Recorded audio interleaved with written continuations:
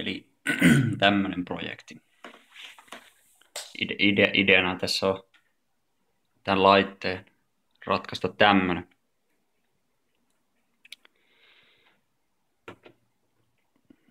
Neljä kättä ja sitten normaali web-kamera tarkoitus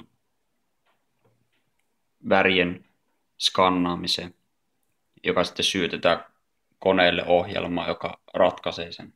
Mä näytän kohta sen, miten tämä laite on, miten vähän kerron tästä laitteesta jonkin verran. Neljä kättä. Kaikki on samanlaisia elektroniikan suhteen. Oho, no. Ehkä tuo taskulamppu ei ihan vähän liikaa valoa. No tosta näkee hyvin. Tää on vähän valoa enemmän. Kaikista näistä kädestä löytyy SparkFunilta tilattu 4.4 tämä stepperi-ajuri. Piiri. Tämä punainen täällä.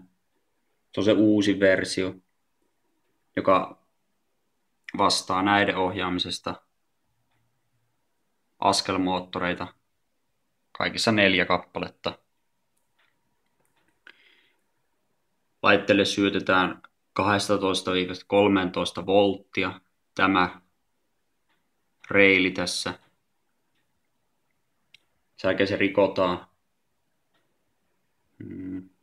tuolta kohtaa 6 voltin regulaattori, josta löytyy sisääntulo- ja ulostulon kapasitaattorit 330 nanofaradia. Joo. Ja tuolla näkyy tuo sininen. Se on kaikissa tuo sininen 100 nanofaradia. Antaa hyvän, tarkan ja suoraviivaiset voltit servolle. Servo ohjaa jokaisessa kädessä kiinniottoa, eli tätä kättä, joka menee näin.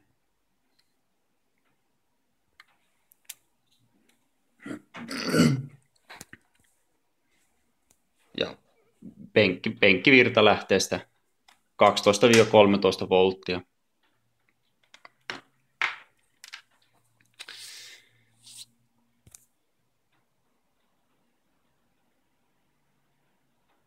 Oho. Ja no kamera oli liitetty 2 lediä, jota ohjataan täällä. Intensiivisyyttä, mutta mä en paljon niitä itse käytä. Ja no tässä näkyy vähän tämmönen kummallinen juttu. Tämän käden tai tämän kameran oli alun perin olla suoraan tässä päällä ja tarkistaa, kun tämä kone hoitaa sen niin kokonaan automaattisesti. Se oli liian epävarma tarkistustapa. Mä en saanut hirveän hyvin sitä mun ohjelmaa toimimaan, tarkastamaan sitä, koska siinä ei jäänyt paljon tilaa tarkastaa tiettyjä värejä. Se saa hyvin nämä värit tarkistettua. Mutta nämä värit, koska ne jää aika paljon näiden alle, niin sitä ei jäänyt kuin hyvin pieni määrä ulospäin, jota mä pystyn tarkistamaan. Niin mä sitten päädyin vähän tämmönen